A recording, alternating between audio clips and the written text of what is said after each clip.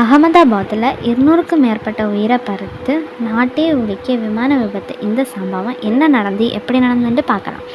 Life permanent இல்லை என்பதற்கு example அமைவது இந்த விபத்து. 242 பீப்புள்ஸ் ஒரு ஏர் இந்தியா ஃப்ளைட்டில் அகமதாபாத் டு லண்டன் போக இருக்காங்க.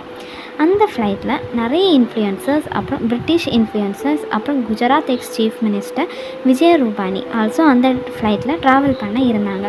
இந்த மாதிரி 242 பேசஞ்சர்ஸ் அந்த ஃப்ளைட்டில் ட்ராவல் பண்ண இருந்தாங்க. இந்த ஃப்ளைட் டேக் ஆஃப் ஆகி ஜஸ்ட் 1 மினிட்ல ஒரு ரெசிடென்ஷியல் ஏரியா, அங்கே மெடிக்கல் ஸ்டூடெண்ட்ஸ் டாக்டர்ஸ் வந்து லன்ச் டைமில் சாப்பிட அந்த ஹாஸ்டல் வந்தாங்க.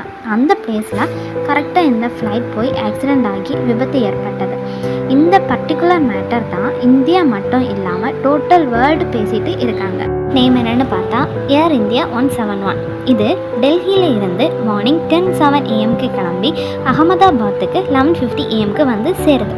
அப்புறமா இந்த ஃப்ளைட் மறுபடியும் அகமதாபாத்தில் இருந்து 1:38 PM லண்டன் ட்ராவல் பண்ண போகுது. இந்த ஃப்ளைட்டில் 230 பீப்புள்ஸ் வந்து பர்சஞ்சர்ஸாக இருக்காங்க. 12 க்ரூ மெம்பர்ஸ் வந்து இருக்காங்க. இதில் England people, Portugal people, Canadian people, அப்புறம் நிறைய இந்தியன்ஸ் பீப்புள்ஸ் ஆல்சோ ட்ராவல் பண்ண இருக்காங்க.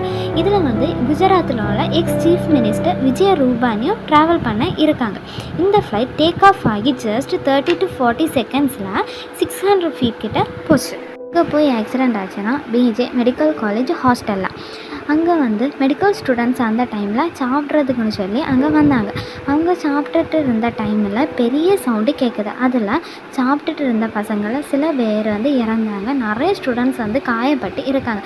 30 to 40 பீப்புள்ஸ் கிட்ட ஹாஸ்பிட்டலில் ட்ரீட்மெண்ட் எடுத்துகிட்டு இருக்காங்க. அப்புறம் அந்த ஃப்ளைட்டில் மோர் தேன் 200 பீப்புள்ஸ் வந்து இறந்துருக்காங்க. அதில் ஒருத்தங்க மட்டும் காப்பாற்றப்பட்டு ஹாஸ்பிட்டலில் ட்ரீட்மெண்ட்டில் இருக்காங்க. அவங்க வந்து 11A சீட்டில் இருந்த பர்சஞ்சர். அவங்க மட்டும் ஒரு சம் ஃப்ராக்சரோட எஸ்கேப் ஆகி இருக்காங்க. அங்கே போய் ஆக்சிடெண்ட் ஆச்சுன்னா பிஜே மெடிக்கல் காலேஜ் ஹாஸ்டலில். அங்கே வந்து மெடிக்கல் ஸ்டூடெண்ட்ஸ் அந்த டைமில் சாப்பிட்றதுக்குன்னு சொல்லி அங்கே வந்தாங்க. அவங்க சாப்பிட்டுட்டு இருந்த டைமில் பெரிய சவுண்டு கேட்குது. அதில் சாப்பிட்டுட்டு இருந்த பசங்களை சில பேர் வந்து இறந்தாங்க. நிறைய ஸ்டூடெண்ட்ஸ் வந்து காயப்பட்டு இருக்காங்க. 30 to 40 பீப்புள்ஸ் கிட்ட ஹாஸ்பிட்டலில் ட்ரீட்மெண்ட் எடுத்துகிட்டு இருக்காங்க.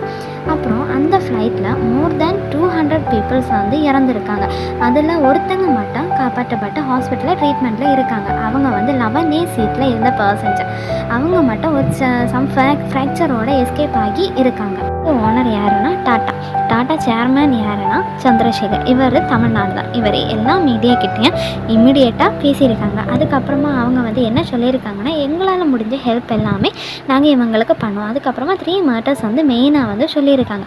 ஃபஸ்ட்டு மேட்டர் என்னென்னா, இந்த ஃப்ளைட் ஆக்சிடெண்ட்டில் இறந்து போன எல்லா மக்களுடைய ஃபேமிலிக்கும் 1 crore வச்சு 1 கோடி ரூபாய் வச்சு கொடுப்போம் அப்படின்னு சொல்லியிருக்காங்க. அதுக்கப்புறமா செகண்ட் மேட்ரு என்னென்னா, இதில் வந்து அடிபட்டு ஹாஸ்பிட்டலில் அட்மிட் ஆகி இருக்கிற எல்லா பீப்புள்ஸ்க்கும் மெடிக்கல் எக்ஸ்பென்ஸ் வந்து ஃபுல்லாகவே இவங்க பார்த்துப்போம் அப்படின்னு சொல்லியிருக்காங்க. அதுக்கப்புறமா தேர்ட் மேட்ரு வந்து என்னென்னா, இடிஞ்சு போன ஹாஸ்டலை வந்து ரீபில்ட் பண்ணி கொடுப்போம் அப்படின்னு சொல்லியிருக்காங்க.